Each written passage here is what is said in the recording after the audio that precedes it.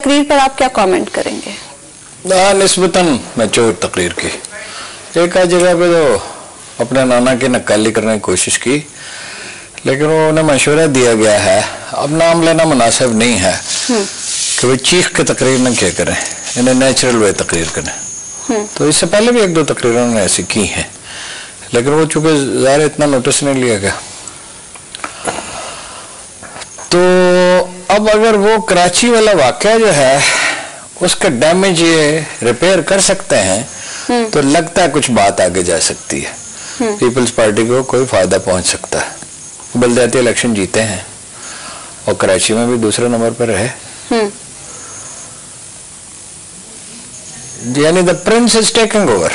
अच्छा हाँ। अच्छा हबीब साहब आपने भी तकरीर वो देखी बिलावल की, और पीपल्स पार्टी के जो बाकी रहनुमा थे वो भी आज बड़ा खुलकर बोले, बड़े जोश से बोले। लगता है पीपल्स पार्टी अब रिवाइवल की जाने ला रही है। देखिए, ये रिवाइवल तो अल्टीमेटली अवाम पे डिपेंड करता है कि क्या अवाम पजीराई देते हैं किसी पार्टी को। लेकिन यस, ये बात अपनी जगह बिल्कुल ठीक है कि आज का जो प्रोग्राम था, जो बरसी का, वो ये था कि कम से कम स्टेज की हद तक वेल प्रिपेयर्ड प्रोग्राम था। यानी उसमें आप कायम अली शाह की तकरीर सुन ले, उसमें आप एतजाज हसन की, इवन रहमान मलिक की, उसके बाद राजा परवेज अशरफ की, और बिलावल भुट्टो जरदारी साहब की।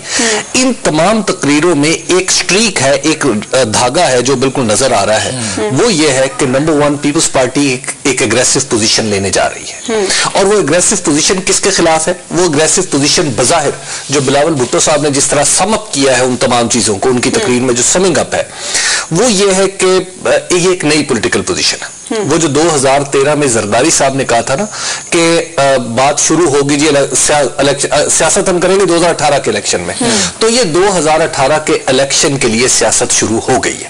ये आज ऐलान होगा, जैसे अरुण साहब कर रहे हैं, Prince is taking over. Of course. तो देखिए, उन्होंने एक डिस्टेंस अपने आप को किया, मियां साहब का नाम ले लेके उन्हें कह रहे हैं कि जनाब, और फिर पोजीशन बड़ी वाज़ेह, हम निजकारी के खिलाफ हैं। मियां साहब यानी मियां नवाज शरीफ साहब निजकारी के हक में, हम नेशनल एक्शन प्लान के खिलाफ तो उन्होंने नहीं कहा, लेकिन उन्होंने कहा कि ये नून लीग का प्लान। अच्छा, निजकारी से मुझे एक बात याद आई। उन्होंने नेशनल एक्शन प्लान की हमायत की बिल्कुल वाज़ेह अल्फाज में की, लेकिन उसका इम्प्लीमेंटेशन नहीं हो रही। अभी साहब इस पर हम बात करेंगे। हारून साहब, एक बात की मुझे समझ नहीं आई, PIA, स्टील मिल, माँ का जेवर।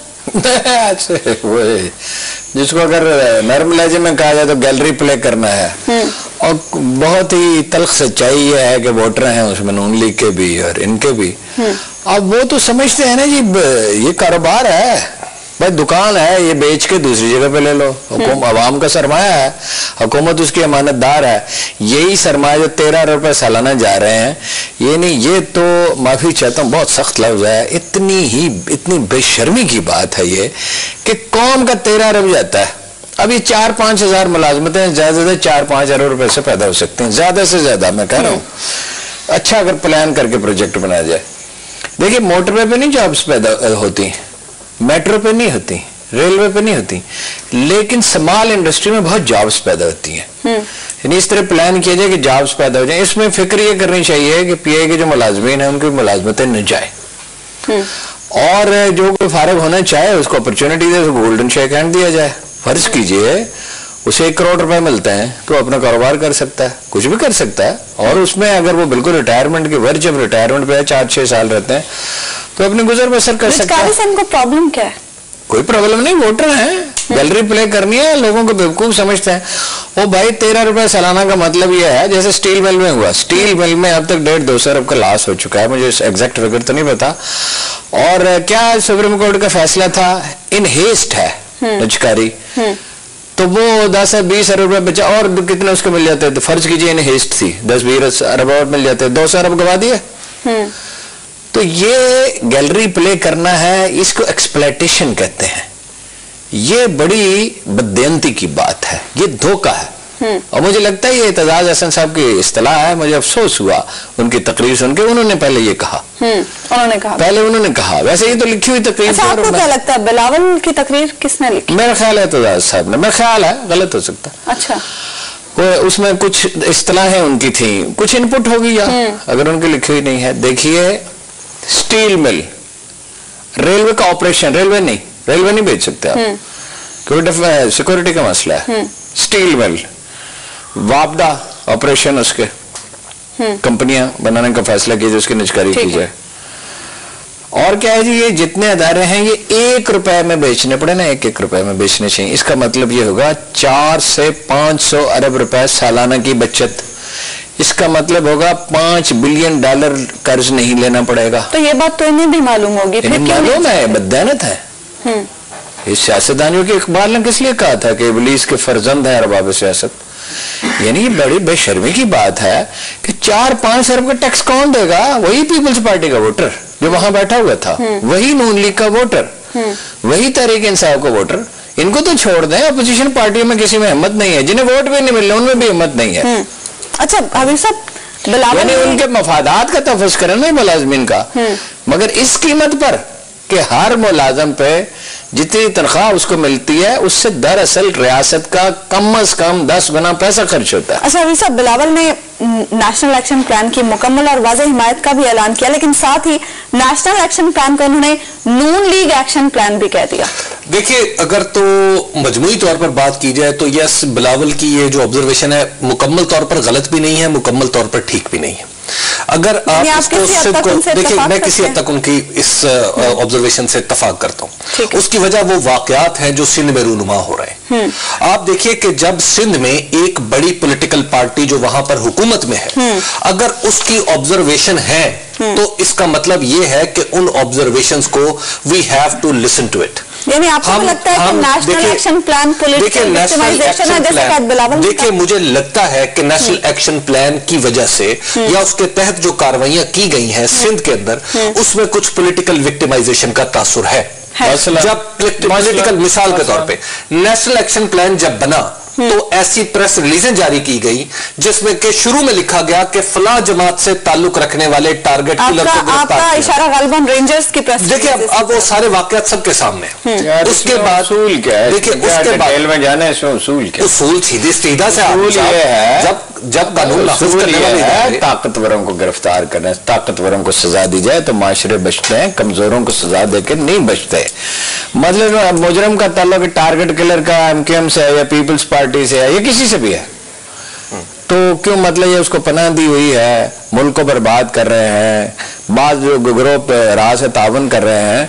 अब ये इतने मुकद्दस हैं कि मुल्क कुर्बान कर दिया जाए, इनको ना पूछा जाए। हारून साहब, लेकिन जब ये मामला हो कि आप लोगों को पकड़े अंडर ड्यूरेस, उनसे बयान लें और कोई अल्ताफ हुसैन का नाम ले रहा हो, कोई सदर आसिफ अली जरदारी का नाम ले रहा हो, कोई कायम अली शाह का नाम ले रहा हो, तो और अदालत में कोई जुर्म साबित ना हो तो हु सेड के नहीं साबित होता।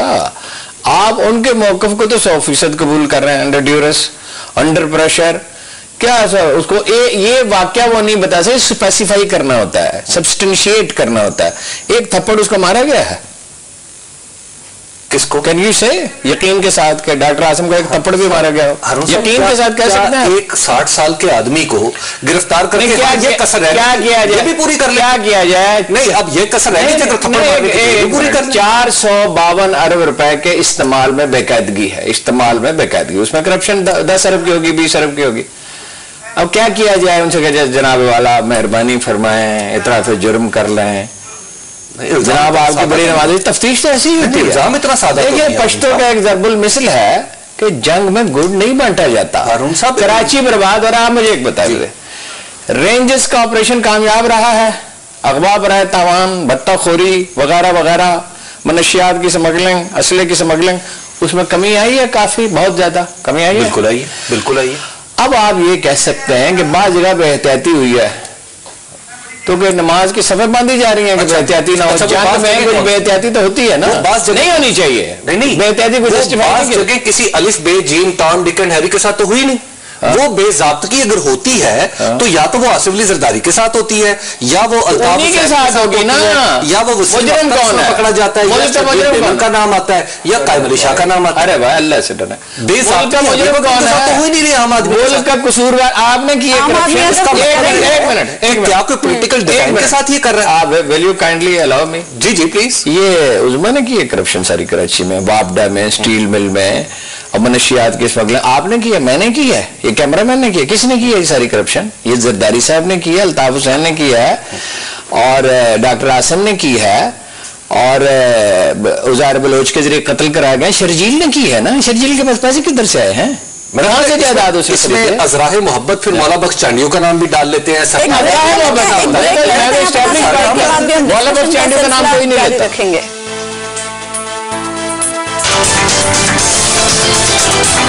नाज़रीन, ब्रेक पर जाने से पहले हम बात कर रहे थे बिलावल भुट्टो जरदारी के खिताब के हवाले से।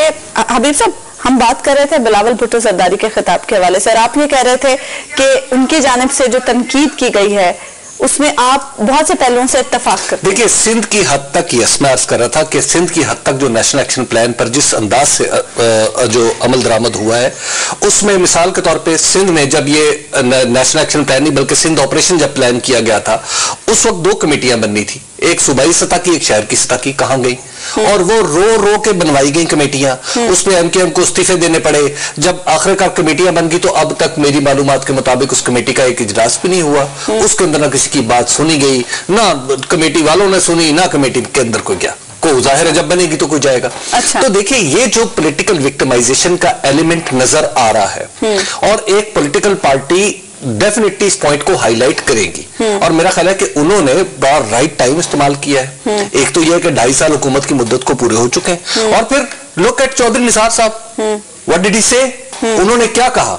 उन्होंने कहा एक शख्स को बचाने के लिए किया जा रहा है। अच्छा, वो एक शख्स जो है चौधरी निसार साहब, वो competent authority and competent forum साबित हो गए हैं कि वजारत दाखिला में केस जाया करेगा, एक JIT बना करेगी, हबीब अकरम साहब को जनाब लटका दिया जाएगा और आपको ये लगता है कि ये सब एक शख्स को फंसाने के लिए किया जा रहा है? लटकना चाहते हैं आपको? तो बात ये है, बात आप देखिए मुजरिमों के, देखिए आपको कहा गया था कि बस में बैठ के घर चले जाएं या दफ्तर चले जाएं। आप जो मुजरिम जेल जा रहे थे उनके ट्रक में लटकने की कोशिश कर रहे हैं। अच्छा, एक हाइपोथेसिस है, वेरी सीरियसली, बिल्कुल सीरियस सवाल। अगर आपको ज़माम कार दे दीजिए, सिंध में इख्तियार दे दीजिए, मफरूजा है, तो आप क्या करेंगे? यानी ये जो बत्ताखोर थे, कातिल थे, टारगेट किलर थे, मनशियात बेचते थे, असले की स्मगलिंग करते थे लियारी में, बाकी शहर में, और जिन्होंने कितने 7-8 हज़ार आदमी मार डाले, आप इनके साथ क्या करेंगे? हारून साहब, ये तो दुनिया भर में जो होता है वो होना चाहिए, कानून का बेरहमी से निफाज। लेकिन बात यह है हारून साहब, दुनिया के कितने ममालिक हैं जहां पे JIT की, उसने ये कहा, उसने ये बताया, उसके कान में ये फूंक मारी गई, उसने आंख मारी, ये JIT जो है, जंग का कोई टेक्स्ट बुक रूल होता है कि भाई ये अपना मुल्क ये तलवार उठाने से पहले इजाजत ले, जो कप्तान है वो इजाजत ले, मेजर से मेजर इजाजत ले, कर्नल से कर्नल इजाजत ले, brigadier chief of army staff से। और भाई मैदान जंग में ये नहीं होता, जंग हो रही है, जंग नहीं है, ये मैदान जंग नहीं है, मैदान जंग है, शहर है, नहीं, मेरा और आपका घर है। उस मैदान जंग में लोग 2 करोड़ आदमी जो है शहरी हैं, वो हमारे अपने लोग हैं ना, और जो उसमें 2000 या 4000 या 10,000 क्रिमिनल हैं जो हीरोइन बेचते हैं, जो असले की स्मगलिंग करते हैं, जो अपना 2 लाख असले के लाइसेंस जिन्होंने दिए हैं, जिन्होंने राह के साथ मिलकर कत्लेआम किया है। आपको याद है मुंबई के 1 हफ्ते के बाद 50 आदमी कत्ल कर दिए गए थे, जो इंडियंस के लिए काम करते हैं। क्या ये एस्टेब्लिश करने की जरूरत है? अच्छा, अभी साहब यहाँ पर एक सवाल, अच्छा पकड़ने में किसी को मैं अर्ज करता हूँ भाई 100 मुजरिम घुन पिसता है, ये उसूल है गेहूं के साथ, कोशिश करनी चाहिए कि न पिसे। देखिए जी, मेरा तो एक जंग में गुड़ नहीं बांटा जाता। मैं एक काम करता पाकिस्तान में, आपने पूछा ना कि अगर मैं होता, अब एक तो मैं तो साफी हूं, मैं कुछ भी ना होता, तो मफरूजा है और बड़ा दूरस्कार मफरूजा। खैर, देखिए हारून साहब, क्या बलूचिस्तान में आप और मैं गवाह नहीं है कि क्या वहां इससे ज्यादा रैम्पेट बदअमनी नहीं थी? क्या इससे ज्यादा पेचीदा मामला में वहां पे किसी एक पार्टी ने शोर नहीं मचाया? बड़ी गलत है नावली है, वो वीरानों में है, वो अफगानिस्तान में है, कोयटा, वो पहाड़ों में, नहीं कोयटा शहर में चंद आदमी होंगे। कोयटा में, कोयटा कितना शहर है? कोयटा को जिस अंदाज, कोयटा कितने शहर है? कोयटा की आबादी कितनी? एक मिनट, कोयटा की आबादी कराची का 10वां हिस्सा है। 10वां भी नहीं है हुजूर। अच्छा, 10वां भी नहीं भाईजान, शेखुपुरा जितना शहर है। ठीक है, लेकिन हारून साहब 1 मिलियन आबादी है, छुप नहीं सकते ना वहां से। अच्छा, पॉलिटिकल फिशर्स थे, वो कितने गहरे थे वहां पे कोई आवाज नहीं। आपका मतलब यह है कि रियायत अगर बदलनी है तो मुजरिम के साथ मेरा ख्याल यह है अच्छा, कराची वाले कोयटा जाए, कोयटा में डॉक्टर मालिक से मिले, नवाब सनाउल्लाह जहरी से मिले। ये जंजुआ साहब हमारे एमएसए बैठे हुए हैं, हमारे नासिर जंजुआ साहब से, सनाउल्लाह जहरी पे तो जजमेंट आनी है। नासिर जंजुआ से मिले, ये समझ जाएंगे कि कराची में आप नासिर जंजुआ को भेज दें कराची, इसके बाद आप नासिर जंजुआ साहब के इतने ही खिलाफ हो जाएंगे। जंग he said it to you in my presence कि जब जंग करनी हो तो कोई लिहाज नहीं। हबीब साहब, सूबों के खिलाफ साजिश का इल्जाम भी आयद किया बिलावल ने। देखिए, जब आपका एक विफाकी वजीर एक सूबे के ऊपर मुतय्यन इल्जाम लगा रहा है कि आप पहले देखिए, आप कह रहे हैं पहले आप सूबे पे नहीं, एक शख्स पे, हारून साहब, आसफ अली जरदारी पे। सिंपल सी बात सुन, और आसफ अली जरदारी मासूम है। हारून साहब, पहले 2 करप्शन के स्टडी केसेस हैं पूरी दुनिया में सबसे बड़े, एक वो जो फिलिपाइन वाला था और एक जरदारी जो निसाब में पढ़ाए जाते हैं करप्शन में। ये बीबीसी से फिल्म इन्होंने चलाई थी, चौधरी निसार अली खान ने, the queen and the play boy, BBC से चौधरी निसार अली ने चलाई थी। अच्छा, एक मिनट है जी, 1000 आर्टिकल, 1000 गिन के 2008 में और 9 में छपे हैं वेस्टर्न मीडिया में करप्शन पे, जरदारी साहब के पे। अच्छा, पहले आप देखें चौधरी साहब करते, चौधरी निसार है, चौधरी निसार साहब आप देख लें करते क्या। पहले वो डॉक्टर आसिम को बगैर किसी अदालती कार्रवाई के मुजरिम डिक्लेयर करते हैं अपनी स्पीच के मुताबिक, सारी दुनिया उसको मुजरिम कहती है यार। उसके बाद उसके पुश्तपनाह को मुजरिम डिक्लेयर करते हैं, विच इज सिंध गवर्नमेंट। और फिर सिंध गवर्नमेंट पे इल्जाम लगा देते हैं कि आप जनाब इस ऑपरेशन के दरमियान रुकावट बन रहे हैं, चूंकि ऑपरेशन जैसा मैं चाहता हूं होना चाहिए, जैसे चौधरी निसार नहीं होना चाहिए। चौधरी निसार साहब कह रहे हैं और नवाज शरीफ साहब उन्हें ऑन करते हैं, उन्हें हटाते नहीं हैं, उन्हें वज़ीर वो बना देना, दफा बना देना। ठीक है, एक ब्रेक ले लेते हैं, और ब्रेक के बाद भी हम डिस्कशन का सिलसिला जारी रखेंगे।